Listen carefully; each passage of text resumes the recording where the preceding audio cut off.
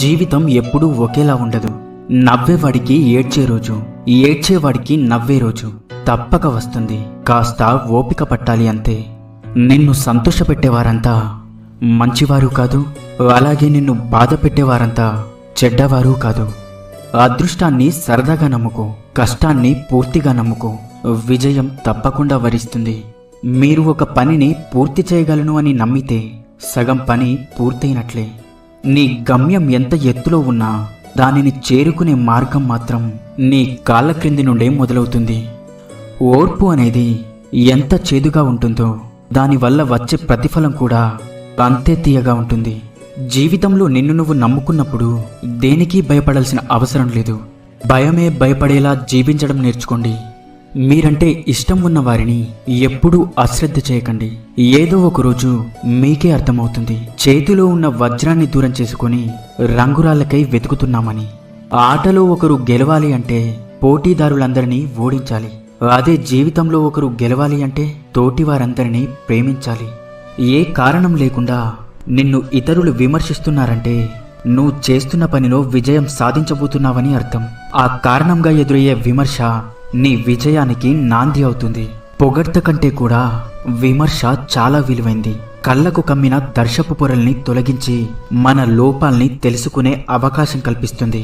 అదృష్టం కోసం ఎదురు చూడడం కంటే అవకాశాన్ని సృష్టించుకోవడమే అత్యంత సులభం. విలువ కోసం విలువలేని చోట ప్రయత్నించడం ఉన్న విలువను పోగొట్టుకోవడమే అవుతుంది.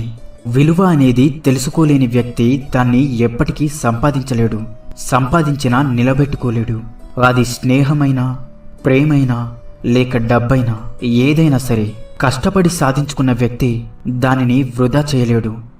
ఎదుటివారి ఆలోచనల్ని గౌరవించకపోయినా పర్వాలేదు, అపహాస్యం మాత్రం చేయకండి. ప్రతి ఒక్కరిలో ఏదో ఒక గొప్పతనం ఉంటుంది. మనకు దాన్ని చూసే గుణం ఉండాలి. దానిని అభినందించే మంచి మనసు ఉండాలి. ఏదైనా పరీక్షించవచ్చు, కానీ మనిషి సహనాన్ని మాత్రం పరీక్షించకూడదు. అది విలువైన బంధాలను దూరం చేస్తుంది. నిన్ను భారం అనుకునే బంధాలతో బలవంతంగా జీవించేదానికన్నా వాటికి దూరంగా ఉంటూ ఒంటరిగా బ్రతకడమే మేలు. విలువలేని వారితో వాదించటం, వాళ్ళ మాటలకి స్పందించటం వల్ల వాళ్ళ విలువను మనం పెంచటమే అవుతుంది. నువ్వు అర్థం కావట్లేదు అంటే వాళ్లకు నువ్వు అవసరం లేదు అని అర్థం. నీ మాటలు అర్థం కావడం లేదు అంటే నిన్ను పరిగణలోకి తీసుకున్నదే లేదు అని అర్థం. నిలబడక తప్పదు. చిన్నప్పుడు దేన్నైనా పట్టుకొని, పెద్దయ్యాక దేన్నైనా తట్టుకొని. కారణం లేకుండా ఎవరూ మౌనంగా ఉండరు. కొండంత బాధ ఒక్కోసారి మాటల్ని పైకి రానివ్వకుండా తొక్కి పెడుతుంది. ఎప్పుడూ గతంలోకి తిరిగి చూసుకోవటం లేదా పక్కవారి జీవితంలోకి చూడటం చేస్తావో అప్పటి నుండే నీ ఆనందానికి అవరోధాలు కలుగుతాయి. ఒకరు తగ్గుతున్నారు అంటే తప్పు చేశారని కాదు, ఆ బంధానికి విలువ ఇస్తున్నారని అర్థం. తప్పు చేయకుండా తల వంచకండి. నమ్మకం లేని చోట వాదించకండి.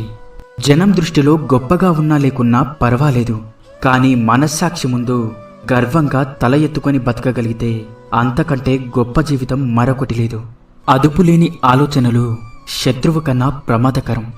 సున్నితమైన మనసు ఉన్నవారు తమకు తామే శత్రువు. వారికి మోసం చేసే అంత తెలివి లేదు, మర్చిపోయే అంత బలము లేదు. అన్నిటినీ మౌనంగా భరిస్తూ బాధపడటం మాత్రమే తెలుసు.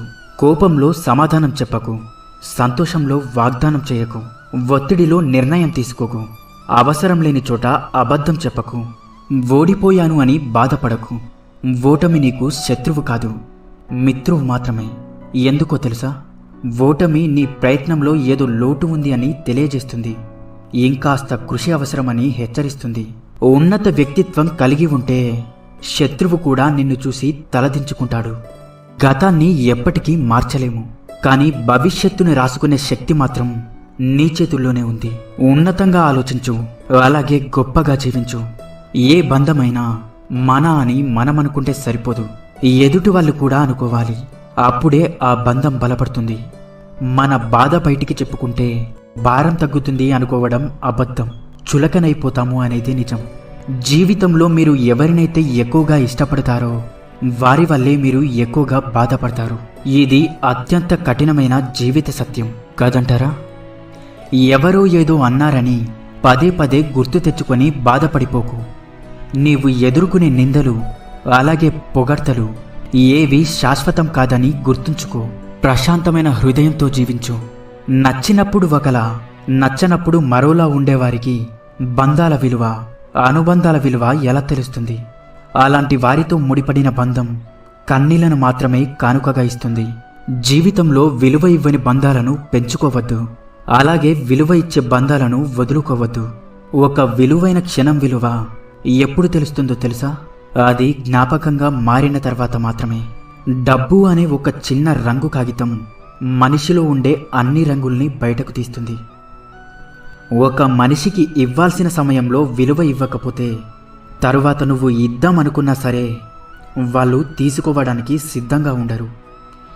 ఎందుకంటే ఆత్మాభిమానం అనేది ఒకటి ఉంటుంది కదా. గొంతు పెంచడం కాదు, నీ మాట విలువ పెంచుకో. వాన చినుకులకే తప్ప ఉరుములకు పంటలు పండవు. ఈ లోకం ఎప్పుడైనా సరే మంచివాణ్ణి మంచివాడు అని ఎప్పుడూ అనదు. మంచిగా నటించేవాడిని మాత్రమే వీడు చాలా మంచివాడు అని అంటుంది. మంచితనాన్ని గుర్తించే మంచితనం చాలామందికి ఉండదు. నీ పగను పంచుకోవడానికి ఏ మిత్రుడు రాడు. నీ మిత్రుణ్ణి దూరం చేయడానికి మాత్రం పక్కన చేరేవాళ్ళు చాలామంది ఉంటారు. జాగ్రత్తగా ఉండండి. నీ తప్పు లేకున్నా, నిన్ను ఎవరు బాధ పెట్టినా, నీకు ప్రతీకారం తీర్చుకోవడం చేతకాకపోయినా కాలం తప్పక శిక్షిస్తుంది. వస్తే రాని ఎంత పెద్ద కష్టం వచ్చినా చావు కంటే చిన్నదే కదా. వచ్చేవి పోయేవి మూడు: పేదరికం, వ్యాధి, డబ్బు. వచ్చినా పోనివి మూడు: కీర్తి, జ్ఞానం, విద్య. పోతే రానివి మూడు: కాలం, యవ్వనం, పరువు.